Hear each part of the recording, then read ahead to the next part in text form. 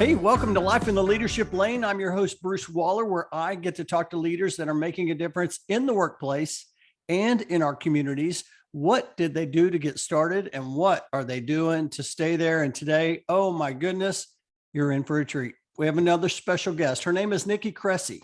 She's certified HR professional with her SPHR. She is also the Chief People and Communications Officer at Lifespace Communities. Nikki, I'm so excited to have you on the show. How you doing? I'm doing great. It's a pleasure, Bruce. I'm a big fan, longtime listener. So excited so first time guest, excited to be with you and excited to see you. It's been some time. I'm excited to have you on the show. We've known each other. I always like to start the show out reflecting on when I met my guests or maybe, when they came into my path, but we've known each other for a long time. We work together. We have given each other referrals. We've helped each other and just stayed in touch. And I've always enjoyed that. And I wanted to get you on the show today. You're doing some amazing things as a leader in the HR community. And there's a couple of the articles that you posted I want to talk about. We're going to talk about a whole lot. But before we get started, I want to ask you, would you share a brief highlight of your organization, Lifespace Communities, and how you serve your customers for those who don't know? So Lifespace is in the senior living industry. And as you know, Bruce, I have a long background in retail and hospitality. And so when this opportunity kind of arose, I wasn't quite certain kind of what that meant, right? The industry had to offer. And I have been here for about a year, and it has just been a true blessing and pleasure to lead the HR function here. So Lifespace Communities is a CCRC, which is a continuum care retirement community. And the wonderful thing about this CCRC is you come into kind of a time in your life where you're making your own personal decisions. You come into independent living, you buy your home, you get your condo or your apartment or whatever you'd like, and then you have continuum of care through end of life. And the nice thing is when you come in, you're able to build community with others. And I personally think we're designed to be in community, and that's so important. And then you have that continuity of community as you age, and you're able to stay with your spouse or your loved one through that entire experience versus being kind of thrust into personal circumstances around health or aging. So it's been a wonderful business to get involved in, and we serve our residents in ways by creating a great experience for them. And just really they're at the heart of everything we do. I think what I enjoy most is just that it's so purposeful, and we're making meaningful differences in the lives of seniors and our residents. I love that. I love everything you shared there. And, what you're doing is so important. But what I love is the purpose around that. When you share the word purpose, like that gets my attention immediately. And I'm sure that played a big factor in you joining the organization. But, when you talk about also community, and the word I wrote down here is create a great experience, right? How important is that? And I'm sure not only for your external customers, but also for your internal customers, right? So think about that. I don't know if I've ever been in an industry where my customer lives where we work. And so you're never not serving. You're never not a part of the business. So if you think about our team members, they're the ones who create, and I don't want this to come off cold, but the product of sorts, right? If you think about, and the product is really an experience. And without a team member who connects with that purpose and who has a true desire to engage and drive an experience for one of our seniors, all we have is a shell, right? You have a community, you have meals. It's truly about doing more. I love that. Truly about doing more. That is absolutely fantastic. I love that. You know, when you said haven't worked at a job where your customers are right there, I just all of a sudden had a vision of my parents' bowling center. So I grew up in the bowling alley. Well, all the customers come to you. You're right there, and you're serving both your employees as well as your customers. And oh man, that is so good. Hey, well, let me ask you before we dive in. I've known you for a long time, but I'm sure there's some things I don't know about the Nikki Kresse story. I mean, where did you grow up, and how in the world did you get into HR and leadership? Yeah. It's funny because nobody ever says, hey, I'm going to start a career in HR, at least for the most part. I hear that. But I grew up in Farmington, New Mexico, and I lived in between Farmington, New Mexico and Durango, Colorado. And so I was in a small town. We enjoyed the outdoors a lot, large family, 4 children, and my dad was in the oil field. And so we were just middle-class family, worked hard, and loved one another. And just through growing up, was instilled to really step in and work hard in everything I do. And I had an opportunity there locally to start in photo finishing. Isn't that a throwback, right? 1 hour photo.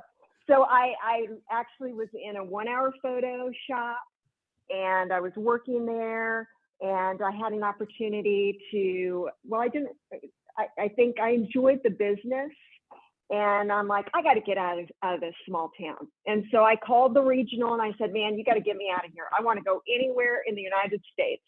And he's like, well, how about Denver? So I said, yes, let's do it. So I moved to Denver, and I had a U-Haul in my little apartment, and I managed a store in the mall, a photo finishing store, and all I did was work and ski. So that's how I started.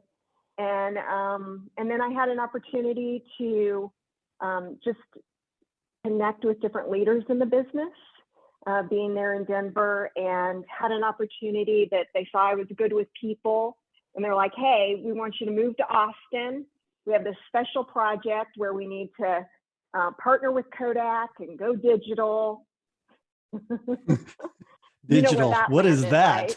Right? And that kind of spun me into HR, because all of a sudden I was making decisions to hire the team and to train the team, and it just evolved and happened. And then I've been in HR ever since. So I shifted from operations into HR without even really knowing it. That's fantastic. Oh my gosh. 1 hour photo. That is fantastic. I remember going to Walmart, dropping off my little photo roll to get developed. That's so funny. Well, what led you from Denver to, or you went to Austin? What led you? And then eventually, I guess you came to Dallas. Yeah, so I was in this special project. I was in Austin, then I moved to Kansas City, and then I met my husband. My husband and I actually both worked in the business, and so we had met through different projects, and he was in St. Louis, and I eventually made my way to St. Louis. We were married there, and then we had an opportunity to move to Dallas. Well, let me ask you this. I mean, okay, here you are. You're like, hey, get me out of this small town. I'm ready to, move forward on my career.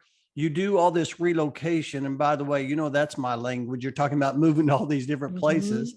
But I'm wondering, were there some I always like to say mentors, were there some people on your journey that helped you get to where you are? And if there were, what was it about them that helped you so much?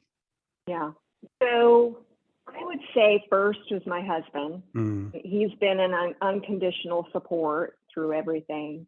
And I think that's really important, to have a spouse and a partner who, supports you in your goals and your dreams. And, we've done life together by, Brian had 2 kiddos who were 6 and 8 when we got married. And so we were immediately, parents, and or I became a mom, and just kind of traveling through that and balancing that, and then having our own children.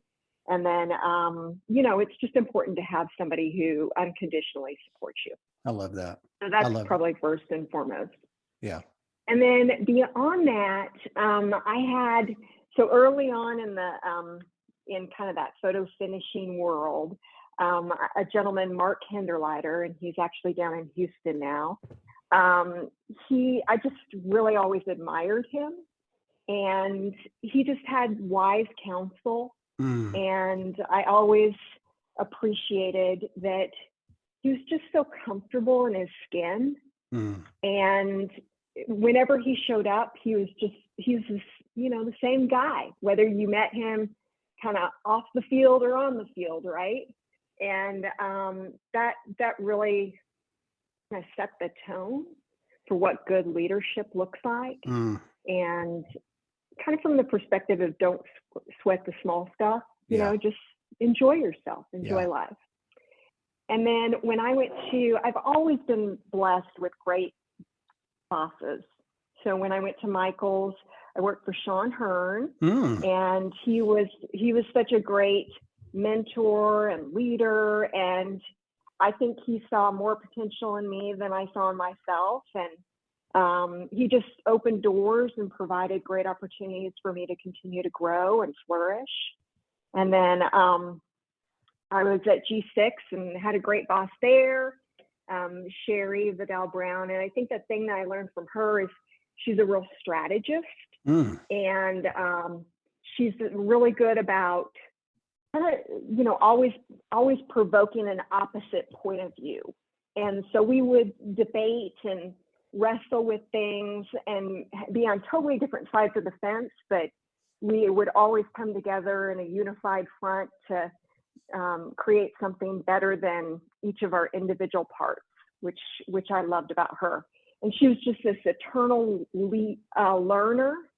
So she really helped me understand the importance of learning and continuing to kind of build that in myself. And that's actually, I finished my degree. I hadn't finished my degree, so I finished my degree when I worked with her.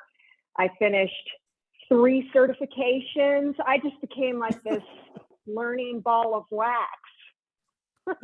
That is fantastic. I did not realize that. Congratulations on that. I mean, think about this. You've got the 60 hours or more worth of work, but yet you're still going to school and finishing your degree, and someone has not necessarily pushed you, but maybe inspired you to get that done. And then all of a sudden you're like, hey, by the way, I got 3 more certifications since. I love that. It's amazing when we're surrounded by just incredible people, and we really don't realize who we're influencing, right? I mean, that was never like, hey, you're going to come to this company and I'm going to influence you. I mean, with Sean Hearn, I know Sean, and I love what you said about him opening doors. That was absolutely fantastic. Just all this advice. And so I always like to talk about this because I want our listeners to hear that, hey, here's someone that just went on the journey, right? You didn't even have your degree. You're just like, hey, I'm ready. I'm going to go. And you just met these different people on your journey who instilled this wisdom in you and has made you the person you are today. And so, and by the way, we're going to talk a little bit about what you learned at G6, the debating, tough conversation. We're going to talk about it here in a little bit. Hey, I do want to ask you though, that now that you are the, you're an HR leader, right? You're head of HR.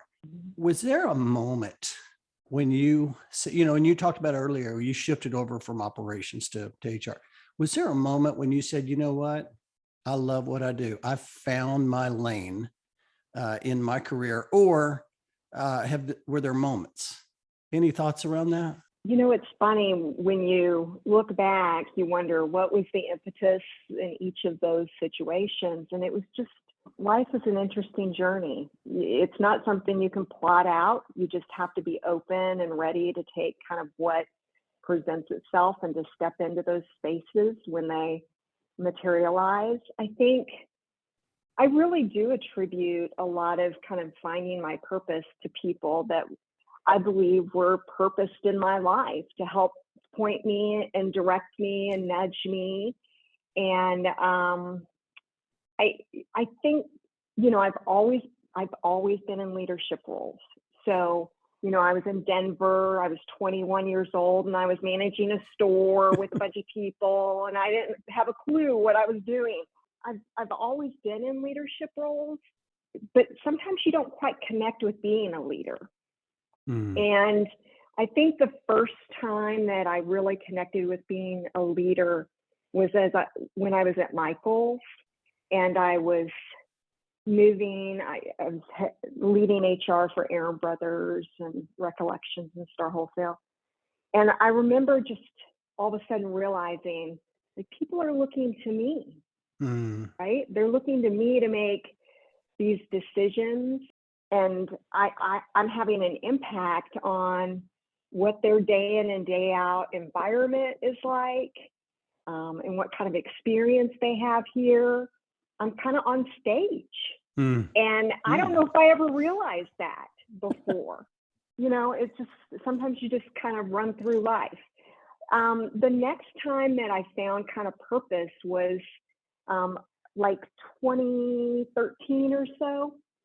I really had kind of a lens change, and just from a broader life purpose perspective. And, you know, those things where you've been heading down a direction and then all of a sudden your lens just shifts just enough that you see things completely different. Oh, yeah. And through that, that's when I really connected with my leadership being more about a personal connection with everybody who's in my life. And how do I step into that space and do that in a meaningful and purposeful way? And number one, it's not about me. It's not about me and me leading. It's about the people that I am able to touch and be a part of their lives and help kind of push them to be their best self. So that was probably really pivotal for me. And it took me from being completely corked up about work and just about the work and achievement. And that's what really drove me to purpose.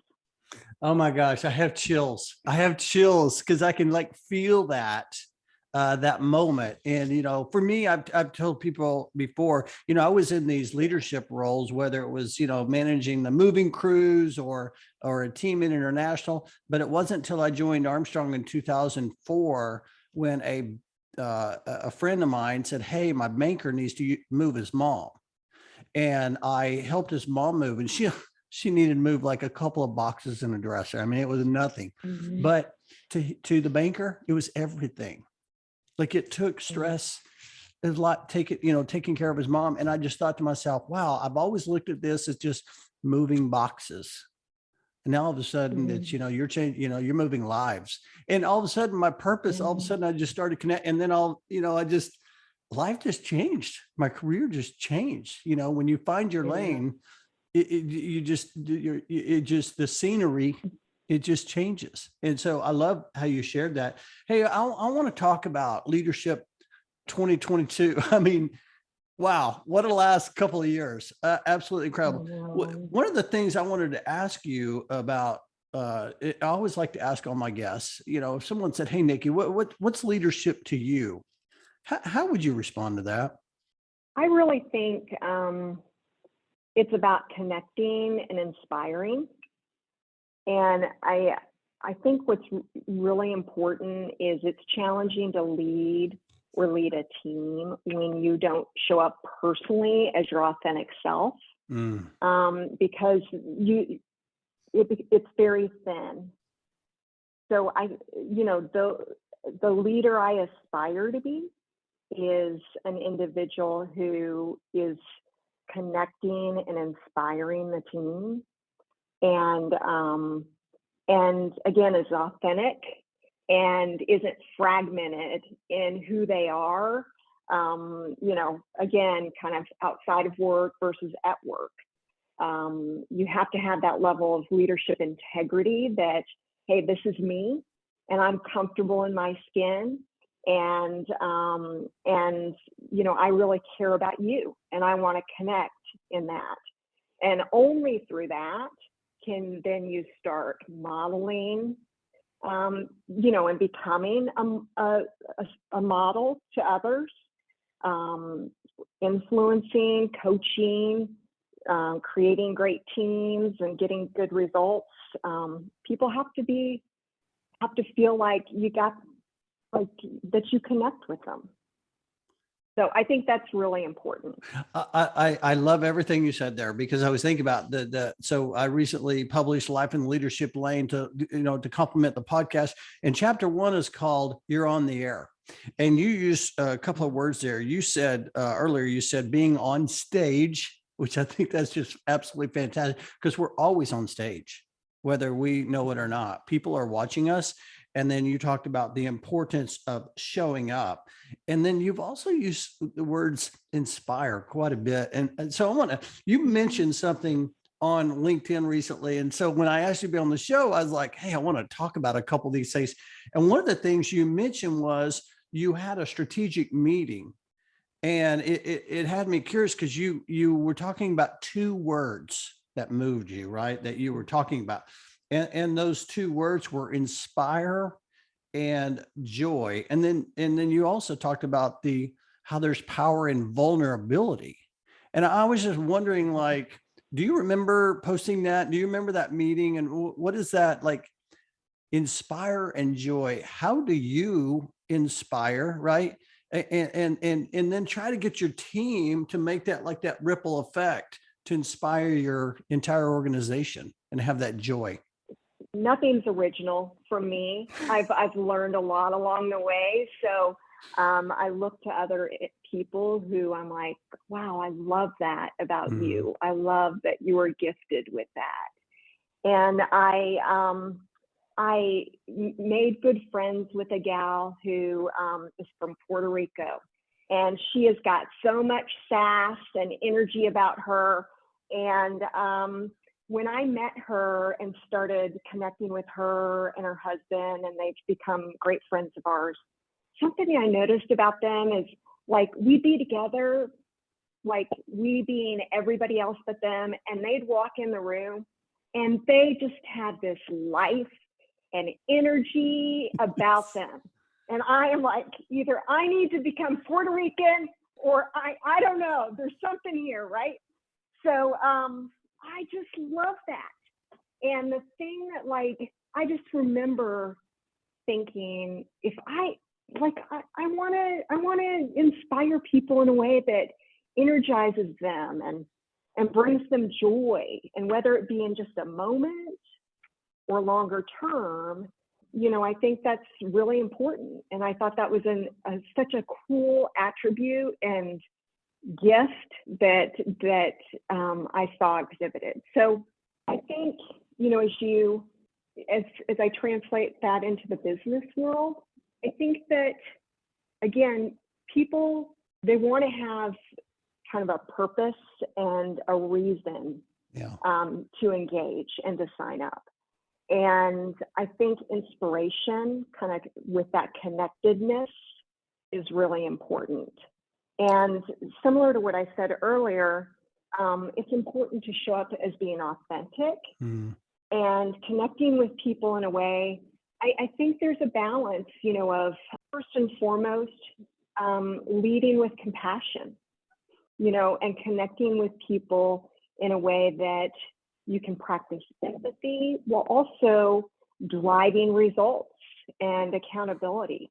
But, I don't think a lot of rules and construct and cracking the whip works. I think it's about having relationships and inspiring teams to drive and be better. And that's through those connections. I love that, because I think the first step in all of this is building trust. And a lot of people struggle because building trust is about building relationships, and building relationships takes a long time. And a lot of people are like, I don't have time for that. But a lot of people don't realize the importance of that and really investing. So we've talked about inspire and talked about joy, but now I want to kind of pivot here just to another thing that I noticed. And you talked about how you shared I think it was a Harvard Business Review about disagreeing more. And I thought, oh my goodness, that could be a great conversation, because it's, you talked about, yes, compassion, but you also have to have the business results. Not everybody's going to think the same way. Talk a little bit about the importance, and I'm going to use the word importance, of disagreeing more at work. And do you think that is important? I think it's critically important, and it's the way in which I think a company flourishes. Yeah. And I think it sets certain companies apart. If you're a company that is structured hierarchical in all sorts of ways, right? In which it's just top-down approach, and we kind of have this group think approach. I just don't think that gets the right kind of results. What I view as most important today is a values-based culture in which we can all show up, we can all be in the room and have different points of view, and we make space for different points of view. Mm-hmm. And that's why I think a diverse work environment is so important as well, because diversity of culture and thought and background creates like this really awesome tapestry. Like I mentioned earlier, my friend from Puerto Rico, like there might be something about her culturally that she just has this pizzazz about her, but like that inspired me. And so I think when we get in those spaces where everybody's just agreeing, you end up on the other side realizing that the solutions you create are pretty thin, and they only hit kind of one or two layers of the problem. Where if a company can get comfortable with allowing people to have a voice and also allowing people to fail, but coming forward, having that space to share and knowing that, hey, we can learn and grow together and create a stronger solution when we don't all just show up with our yes card. Yeah, I've actually had many guests on the show. Diane Sanford was one of those who talked about whenever she wanted to get something passed or in the board meeting, she wanted to get some approval. She would always go to the naysayer. You have these naysayers. She called them naysayers, but people that might disagree just to disagree. And she said that really helped her to look at that point of view, because then when she looked at it, she said, hey, I didn't look at it from that angle. I need to kind of shape this. Well, let me ask you this. For those who are listening, and by the way, I know the listeners right now have their pen, their paper, they're taking notes. For those who want to disagree more, there's a right way of doing that, though. Any tips that you find yourself sharing, even with your team or people that ask, say, hey, listen, I'm trying to get, some points across or get buy-in or develop influence in the workplace, and I disagree with some different things. Any tips on maybe how they might approach that or work on approaching that? So first and foremost, I think it's important to have the courage to know that stepping into those spaces is a good thing, and it's going to improve the outcome, number one. So you got to have courage in that. It takes practice if you haven't done it a lot, but it's important to take that step. The next thing is I think that the best way to challenge a situation is by asking questions. Mm-hmm. So it's not about making statements or being overly directive or even passionate about a point. I think it's really about thinking through, okay, what are some other points of view, and asking questions and posing questions to provoke additional thought and conversation. I always find that, you can't influence or change a situation by just stating something or directing something. It's through conversation and dialogue and asking questions so that eventually you come to a kind of a collective thinking to move forward. So the question piece is really important. And I think that also immediately puts you in a position where you're not being defensive, you're not being argumentative, but you're asking, so what would happen if this occurred? So taking what you're thinking in your mind and framing it up in a way that helps maybe the group to think from a different angle. I love that. I love that. You know, you mentioned first having the courage. That's right on. And then challenged by asking questions. Man, I think that is a skill that everyone should work on. And even as you get further into your career, it becomes even more critical. And learning, but that is a skill and you have to continue to work on that. I had Angela Deputy on the show one time and she talked about challenging, but she also mentioned something else. And she said, you know, whenever you challenge and I love what you said, start asking questions, but she said, you also have to be open to being challenged. And that's on us, isn't it? Mm-hmm. It is. I think that's important. And that's actually what grows great leadership too. Ooh. Is if you're able to create a situation where you don't just go in with a hard line, but you start asking questions that might provoke conversation, you might find out that your initial thought by asking the question wasn't maybe the best idea, but it creates an environment where others can weigh in. And I think as a leader, you've got to be open to hearing those different ideas and allowing. There's a lot of people.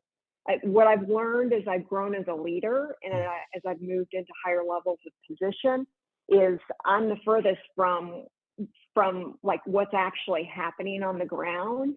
And the best ideas are the individuals who are sitting there working directly with our customer or resident.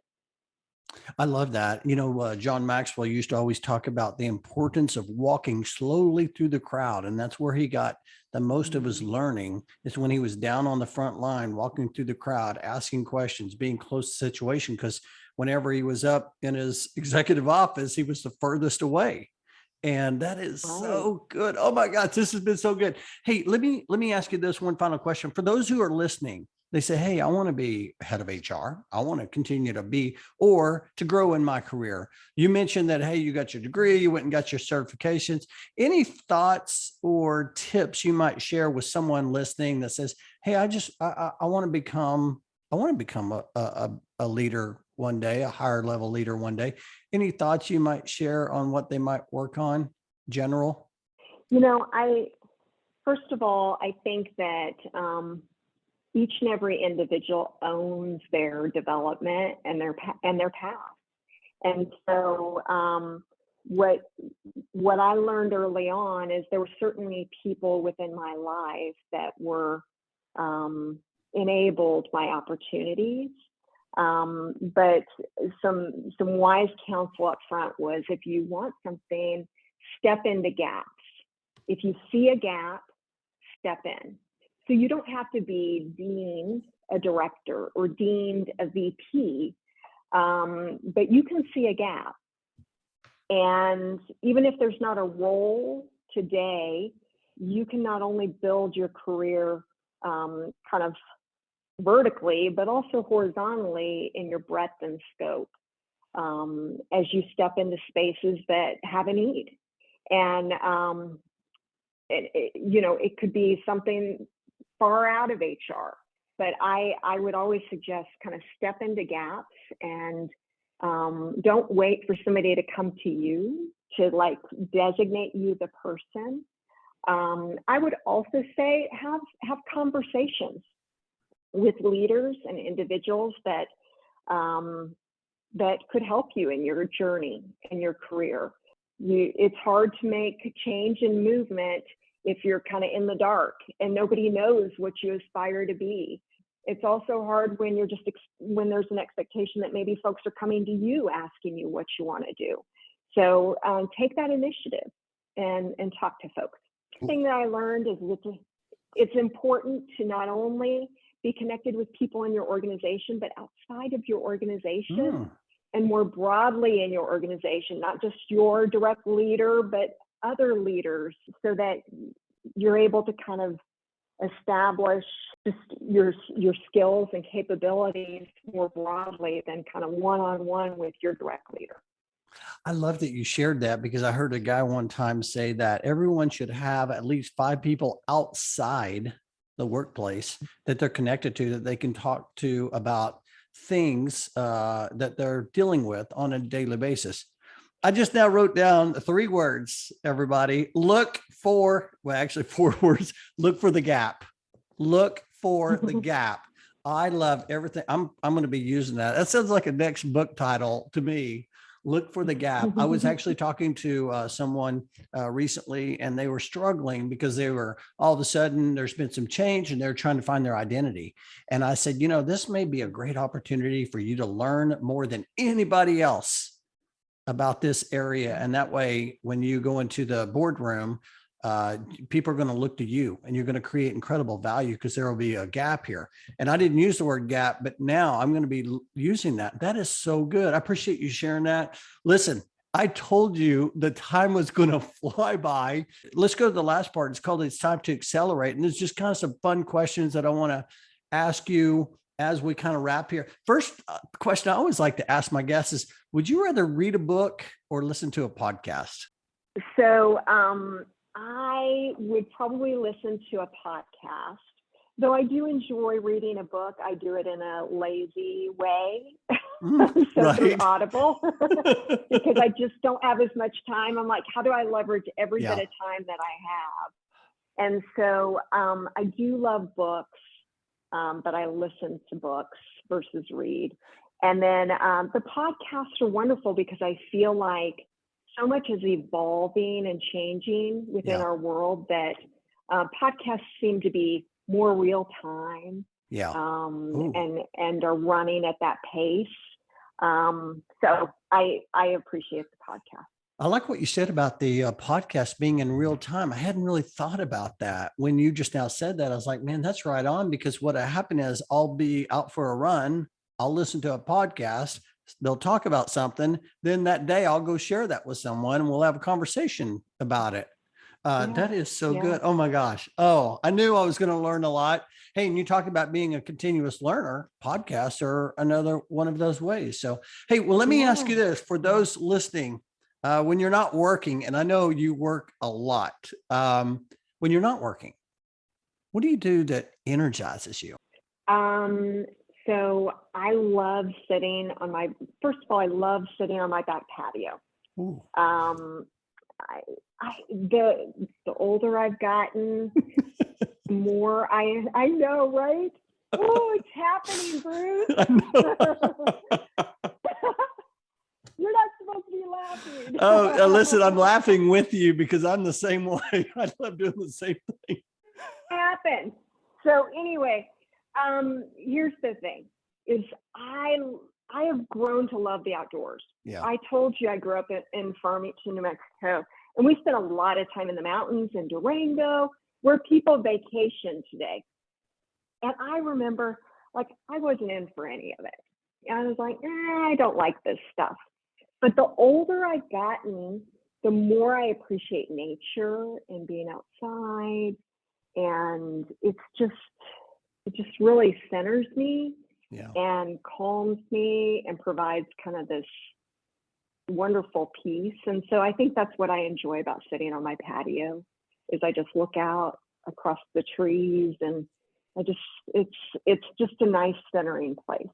Yeah, it's really the seasons of life, right? How different things energize us, from our early career to our mid-career to later careers, and the different things we like to do. And it's all about, these different experiences. I personally, when you said that though, I thought about, I like to do that, but I get energy through reflection, because what happened is I'll start reflecting, and then I think of something that, oh my gosh, I got to share that with someone. And then all of a sudden I'll send out a post. It's like not rehearsed. Exactly. It's just on my mind. And so it really energizes me to just sit back and reflect. And so I love that. Hey, last question I have for our podcast, and this is probably my favorite question, Nikki. And the question is, Nikki, 10 years older, she's knocking at your door and you're going to go answer that door. What's she going to tell you? It's the relationships you build that matter the most. I think that's the other thing about energizing and centering is ultimately, like, I don't believe my purpose is about just working, right? I've been given gifts to hopefully serve well and lead well. But at the same time, I've been placed in spaces and in this point in time and here on earth to connect and make connections with people along my journey and to make those meaningful. And I think it's so easy to get caught up in the busyness of life and in the work and in just all the crazy, even the fog, right? The pandemic created a lot of fog. And I think it's so easy to kind of isolate down and just like do your own personal thing. And I think my later self would be, yep, I told you, I've been telling you. It's about the relationships. And it's about those connections and realizing that every person I interact with, like, I'm there for a reason. And how do I live into that? And it could just be very simple. Yeah. Through a smile or any type of connection. I think that's really, really, really important. And that's what centers me too, is about being quiet and thinking about those connections and those people that in the quiet come to my mind versus all of the busyness around work. Because you're right, I do work a lot, but I believe my purpose is beyond that. Yeah, I mean, I heard the late Tony Hsu, he once said that it's not about work-life balance, it's about work-life integration. And so we all work a lot, but yet when you have purpose behind your work, it doesn't feel like work. And so it really is, that's really not a myth about, when you find the work you love, you'll love, every day you'll find the joy in what you do. And so, man, I got to tell you, the last part of this podcast, I'm probably going to play that over and over and over and over. It's so inspiring. I love how you said relationships matter. And I'm right there with you. I talk to people all the time about, a lot of people connect on, like, say, LinkedIn, but they don't go, they don't build relationships. It's just a connection. And when you can really build those relationships, that's when life really, really matters. And so, man, I am so grateful for you coming on the show today, sharing your wisdom and your perspective. You're definitely living life in the leadership lane, Nikki. Hey, if someone heard something you had to say today and wanted to connect and maybe follow you or learn more, how is the best way for them to connect? Yeah, just shoot me a message on LinkedIn. That's probably best. And would love to connect with anyone that would like to reach out. So thank you.